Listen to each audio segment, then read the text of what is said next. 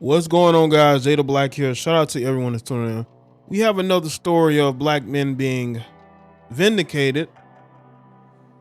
There's two former Ohio State football players,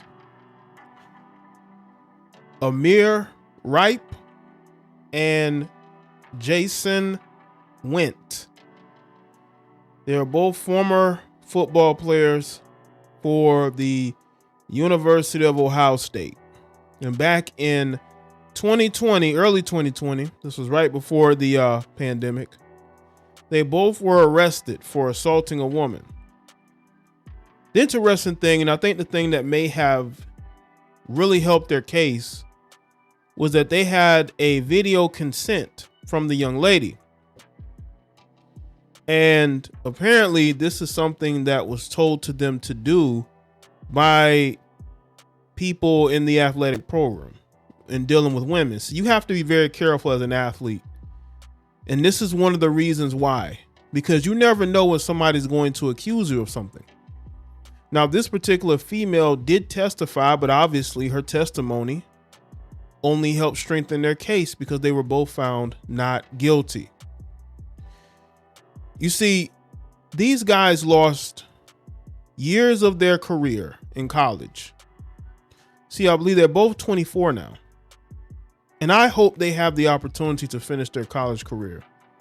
Because these are the type of stories that tells you everything you need to know about where we are in our society. That a woman can make a claim and this thing is took all the way to a trial. That's where we are. Because there are probably people who wanted to believe that these two young men were capable of doing this. So we're going to get into the story and we're going to break this down, man. Now, this is according to the Columbus Dispatch. It says a Franklin County jury on Thursday found two former Ohio State University football players not guilty of assaulting a female student in 2020 at the Northwest Side apartment. Amir Riep and Jahsen Wint, I believe that's how you pronounce it, or Jahsen. Both 24 were defensive players for the football team when a then 19-year-old woman in her freshman year at Ohio State accused them of assaulting her. This was a college freshman. The jury found them not guilty on all charges, 2 counts each of the R word and 1 count of kidnapping. Both players, or ex-players, Amir and Jahsen, broke down crying and embraced after the jury verdict was read. Defense attorneys Dan Sable and Sam Shemansky, who represent both guys respectively, argued during the trial that the woman had consensual relations with both men, but regretted it. Y'all see that? Can y'all see it?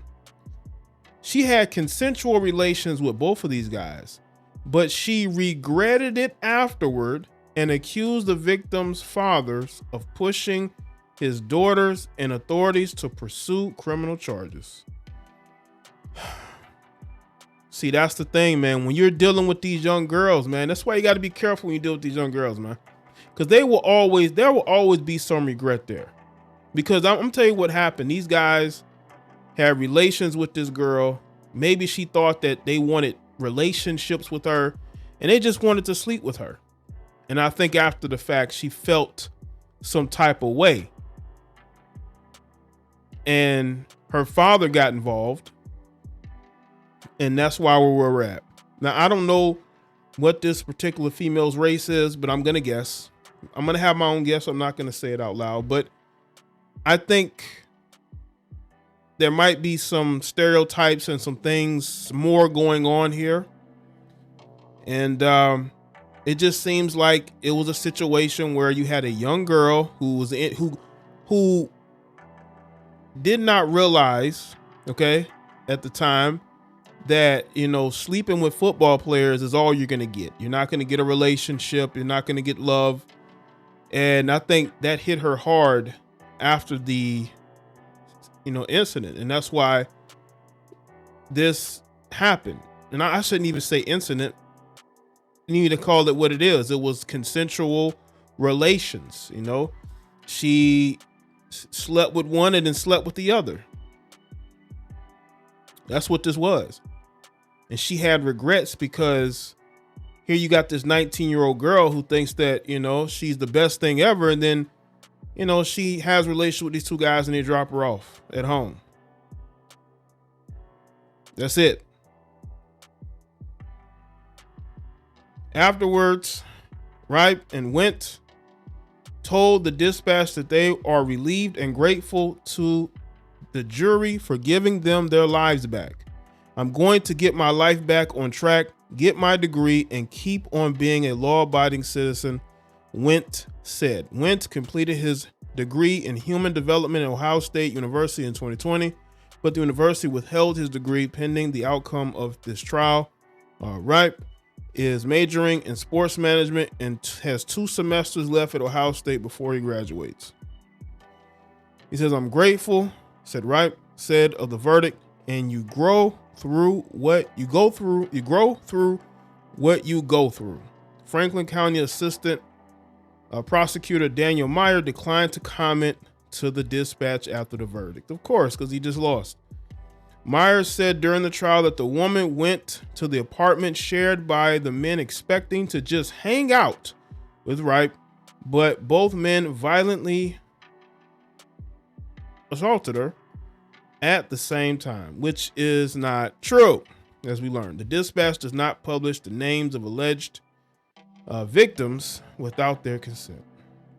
Szymanski said Wint and Riep, he had his life turned on in by a false accusation with evidence that was so lacking in credibility that charges should never been brought, Szymanski said of Wint. Sable says Riep's account has never changed. The jury did a fantastic job discerning the truth and contrasting what Amir said and what his accuser said, Sable said. It took a long time, but the system worked. Absolutely. It's one of the few times it does, right?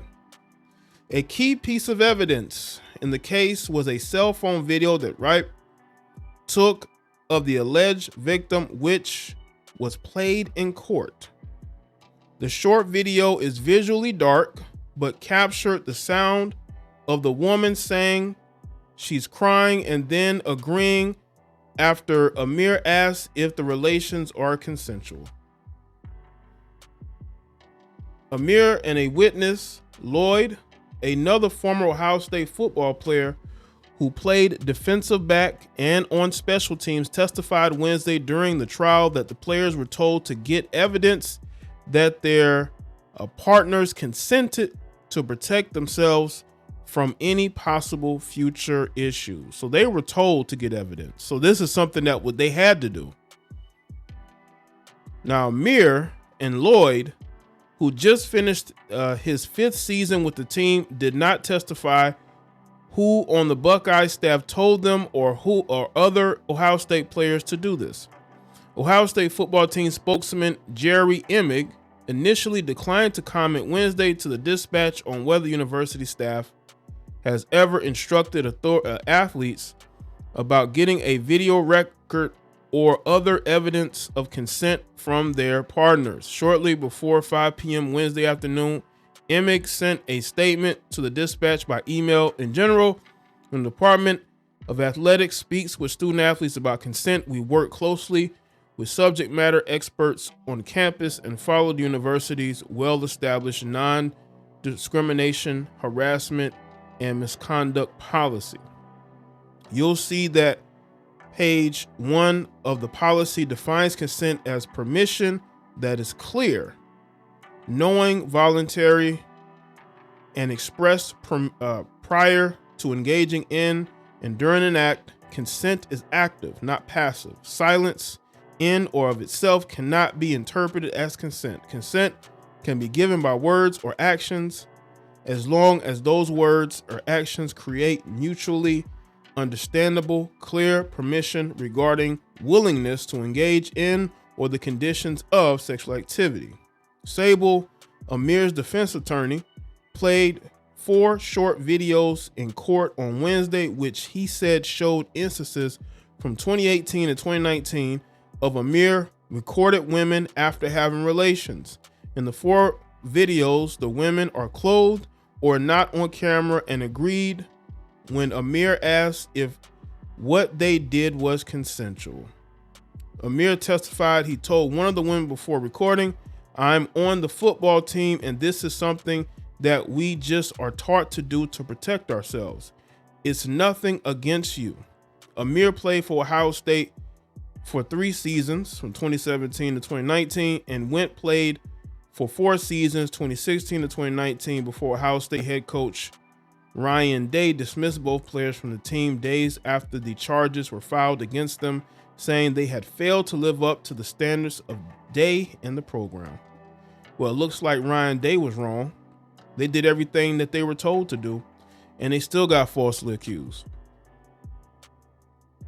Sable and Szymanski in court compared their clients' calm demeanors on the stand to the alleged victim's tearful testimony, pointing out inconsistencies between what she told authorities 3 years ago and on the stand during the trial. During closing arguments, Meyer told the jury the woman was a victim of a brutal gang assault and urged jurors to compare the 4 videos they were presented with the video of the alleged victim.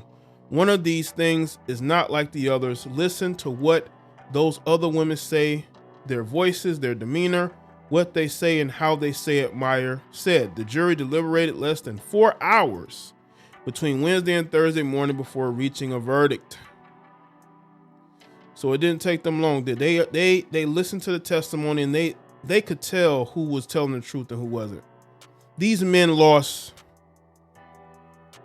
their reputations, damaged. They were kicked off the team. They weren't able to graduate.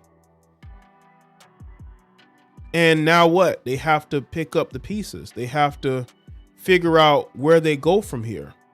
It shouldn't be like this, but that's how it is.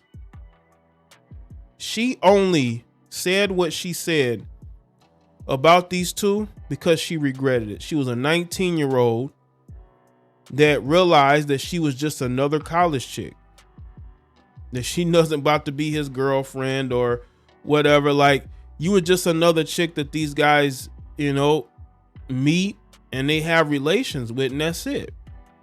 And I think that was hard for her to bear. A lot of these females think very highly of themselves. So what she did, I'm assuming she told her family or her father, and he made her, according to the defense, according to these 2 attorneys, made her go and file charges. I can believe that.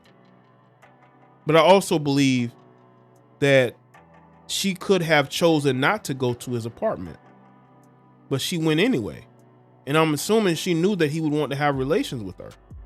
Now, the whole having another guy, I don't know about that. But it's very clear the jury felt that Amir and his former roommate, were in the right. And hopefully these guys are able to put their lives together and move on. It's a sad situation, but I'm glad at the end of the day, the system worked and we're able to give these guys a chance to have their life back. So let me know in the comment section, let me know your thoughts. Like this video and share. Follow me on Facebook, Twitter, and Instagram, and I'll see y'all next one.